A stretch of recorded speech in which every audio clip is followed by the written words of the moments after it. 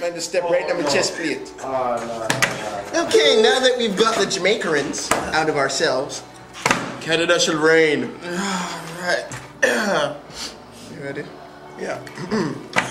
Alright, ladies and gentlemen, welcome to another edition of OYMBL The Desk. Yes, sir. Thank you for tuning in once again. So the first game that we had today, Dwayne, was Apple Creek versus Toronto Central. That's true. It was a good win for Central. Central came out, pulled out the 55-50 win. They came out, they played strong. They held the lead, I think, for the whole game. Well, the thing is that looking at this game between Apple Creek and Toronto Central, it looked like Apple Creek was definitely the favorites to win. Yeah. And that's not what happened. Truthfully, Toronto Central, believe it or not, put on a clinic out there on both ends of the basketball, defensively and offensively. They just kept going consistently, and even when it seemed like Apple Creek was going to draw in close and probably take the win, it didn't happen that way at all. Yeah. They just stuck to their game plan, and Toronto Central just let Apple Creek know that this win was not theirs tonight.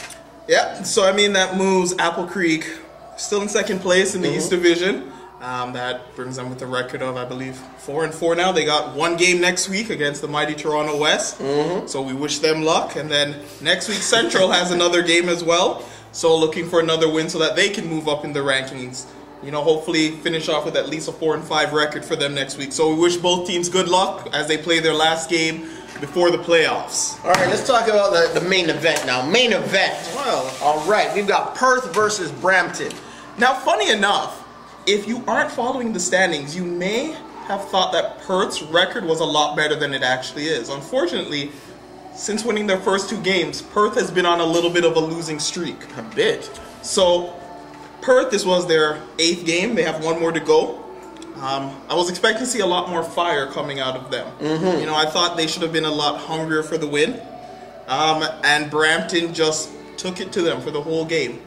You know, it was exciting but painful. That's what it was. It was excitingly painful. I mean, Brampton was consistent. Number 15 put on an onslaught. I need you to pull out those stats for me in a little while, but I just want to tell you, number 15, aka T Happy, he just went very Kobe-esque, if I can be so bold in saying. And Brampton just kept going. They were firing on all cylinders, and I expected that Perth was going to match up to that because Perth had a full roster out there today. All right, they had their main guys who looked like they were going to be a threat.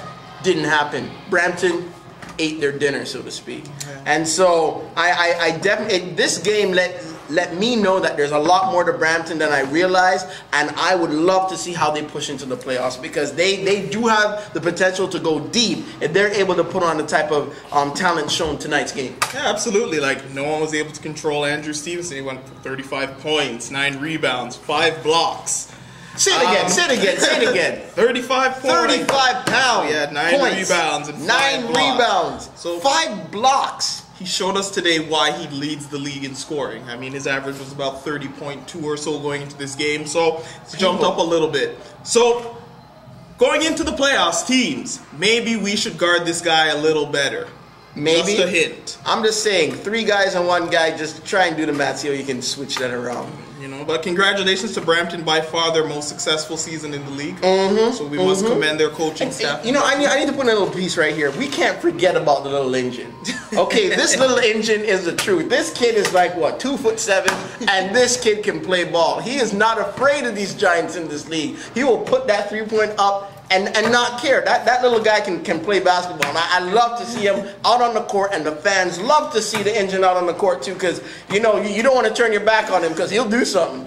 He has a lot of heart. He does have a lot of heart. So we give the little engine a lot of credit. He came out and performed in the 3-point competition. Yes, sir. Last week in our All-Star game. So seems that he has many more years in this league. So hopefully we'll see it. Maybe he may not be the little engine next year. Yeah, we'll see. All right, and unfortunately, our last game that was scheduled did not happen. It was a real shame.